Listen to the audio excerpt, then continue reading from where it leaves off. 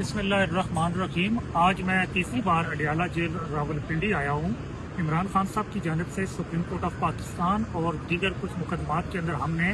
Appeal दायर करनी थी, जिसके लिए उस पर इमरान खान साहब के कानूनी दस्तावेज़ात पर हमें दस्तखत चाहिए थे। इससे पहले मैं 27 मार्च 2 अप्रैल को भी आया था, लेकिन जेल हुकाम की जानिब से कानूनी दस्तावेज़ात के ऊपर इमरान खान साहब के दस्तखत करवा के हमारे हवाले नहीं किए गए, जिसकी वजह से हम सुप्रीम कोर्ट में अपील दायर नहीं कर सके। तो फिर मैंने 7 अप्रैल को वज़ीर TCS मैंने जो वकालतनामे और जो कानूनी दस्तावेज़ात थे वो सुप्रिंटेंडेंट जेल अडियाला को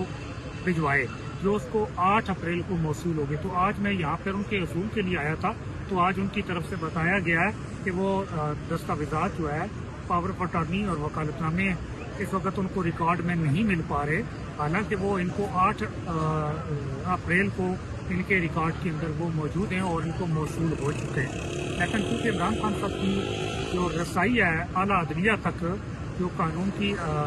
इंसाफ उनको लेना है अदालत के ज़रिए, तो उसके अंदर भी अब ये एक बड़ी रुकावट खड़ी की जा रही है कि इमरान खान साहब ना तो किसी अदालत के अंदर मुकदमा दायर कर सके, ना उस मुकदमे के अंदर इमरान खान साहब के साथ होने वाली नाइंसाफ़ी को हाईलाइट किया जा सके और ना ही उस नाइंसाफ़ी को दुनिया सुन सके। तो ये इमरान खान साहब का हक इंसाफ तक रसाई, आला अदलिया तक रसाई का जो बुनियादी हक है वो हक ही ख़त्म कर दिया गया। इससे पहले तो खिलाफ मुकदमात में फैसले दिए जाते थे, लेकिन अब अदालतों तक रसाई का ही सारा सिलसिला ख़त्म कर दिया गया, ताकि इमरान खान साहब ना तो अदलिया से रजू कर सकें और ना उनके साथ होने वाली नाइंसाफ़ी दुनिया के सामने आ सके।